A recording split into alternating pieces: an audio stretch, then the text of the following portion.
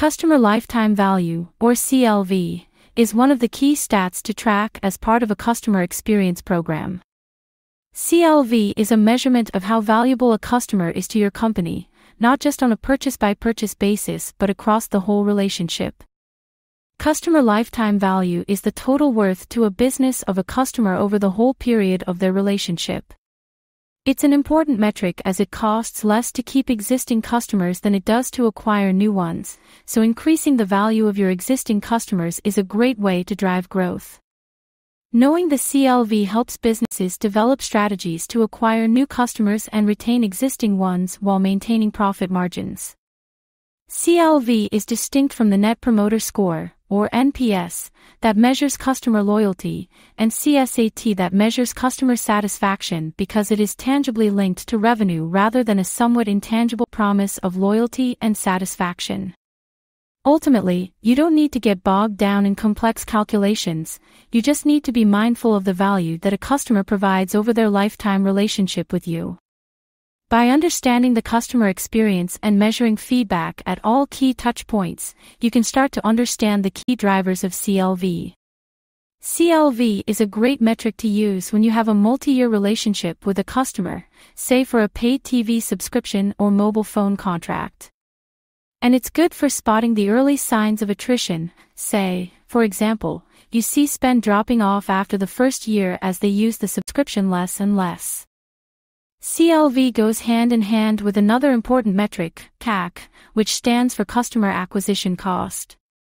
That's the money you invest in attracting a new customer, including advertising, marketing, special offers, and so on. Customer lifetime value only really makes sense if you also take the CAC into account.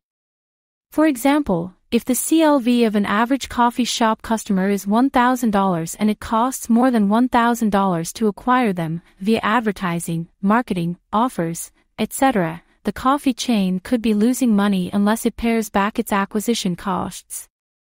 Another thing to keep a close eye on is the cost of that customer to your business. Another factor in the equation is cost to serve. This is part of the cost of doing business, and it involves everything you do to get the product or service into the customer's hands and doing what they need it to do. For example, logistics, overheads in your physical location, contact center costs, and so on.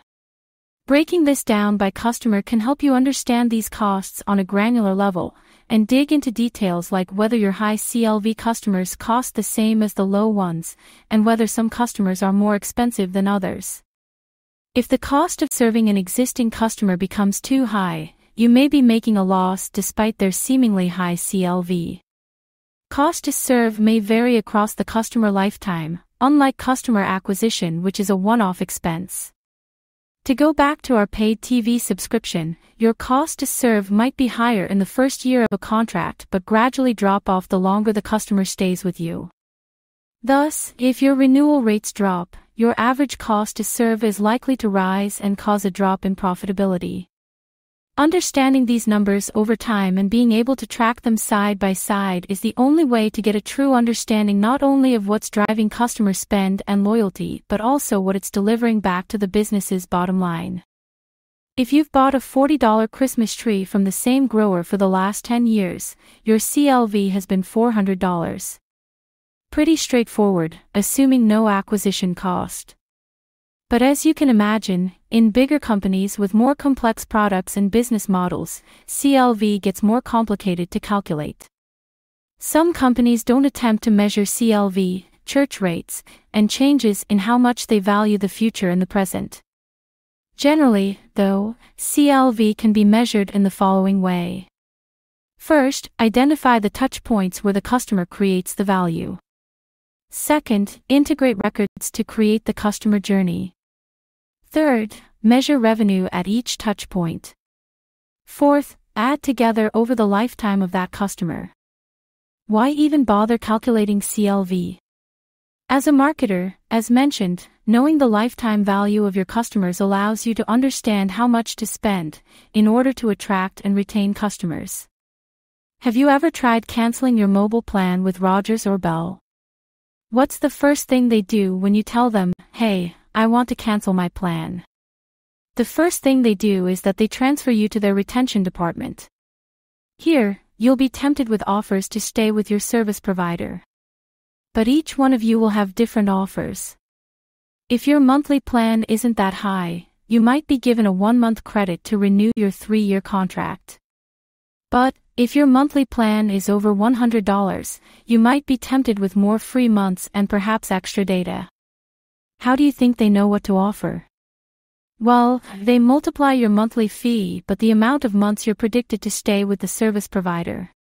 Just remember, it's never wise to attract or retain customers when the CAC is greater than the CLV. Customer lifetime value is all about forming a lasting positive connection with your customers. So, it naturally follows that the way to boost your CLV figures is to nurture those customer relationships. Here are a few ways of doing that. First, invest in customer experience. Customer experience is made up of every instance of connection between a customer and a brand, including store visits, contact center queries, purchases, product use, and even their exposure to advertising and social media.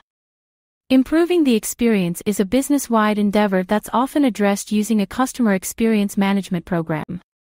This is a process of monitoring, listening, and making changes that add up to a lasting improvement in how customers feel and their tendency to be loyal over the long term. Second, ensure your onboarding process is seamless. Customer experience starts the moment a potential customer encounters your brand, but often companies can forget that customers need care after the purchase. Make sure your onboarding process is optimized for your customers' needs, and it's as simple and easy as possible for minimal customer effort. Personalization and communicating the extra value you provide to your customers should be a priority. Third, start a loyalty program. A loyalty program incentivizes repeat business by offering discounts or benefits in return. It might take the form of a loyalty card or app, or a point system that customers accrue when they make a purchase. Although it's not a silver bullet for customer retention, a loyalty program can yield great results when it's planned and executed well. We've got plenty of tips for getting your customer loyalty program right. Recognize and reward your best customers. With your customer experience management program up and running, you'll already have some ideas about which customers are likely to have the best CLV. You can nurture your relationships with these individuals or groups using targeted marketing and special offers that recognize their loyalty. This could include free expedited shipping, top-tier benefits in your loyalty program, or access to exclusive or pre-release products and services. Fourth, provide omni-channel support. Your customers will have a variety of preferences for how they engage with you, so your support channels need to reflect this. Do your research to find out which channels your particular customer base prefers, rather than just offering what you think they'll want to use. Get customer feedback on self-service options and frontline interactions to provide a great customer experience with omni-channel support. Fifth, remember the power of social media. Social media is increasingly important not only for customer communication, but for customers to gather information on your brand and public image. If customers feel as though your social media responses to a query or issue aren't fast enough, thorough enough, or empathetic, this will affect the opinion the customer has of your brand moving forward. Make sure you factor in social media mentions and responses into your customer experience strategy. Close the loop with unhappy customers. Sixth, finally, closed-loop feedback is a powerful way to reduce unwanted churn and turn dissatisfied customers into newly loyal ones. In this model, businesses proactively reach out to detractors or complainants and intervene before issues can escalate and lead to a breakdown of the customer relationship. In many cases, this targeted effort and active listening on the part of the business actually makes the relationship stronger than it was originally. It's a valuable extension of your customer experience management program. Here is a case study of a company using CLV and benefiting from calculating it for customers. In Ireland, a female customer was discriminated against and filed a lawsuit with Starbucks. Starbucks settled out of court, agreeing to pay the customer, who was of Thai descent, $15,000. How did Starbucks come up with this figure? Well, this customer was a member of the Starbucks Rewards program. In fact, she was very loyal and visited a Starbucks 4 times a week, spending on average $6 per visit. 6 times 4 is 24, meaning this customer spent, on average, $24 at Starbucks every week. There are 52 weeks in a year, so this customer spends, on average, $1,248 at Starbucks, which the company calculated by multiplying 24 times 52. Starbucks also realized that this customer has been loyal to Starbucks for 13 years. This meant that this customer's CLV is $16,224, which is greater than the cost of $15,000 to settle the lawsuit.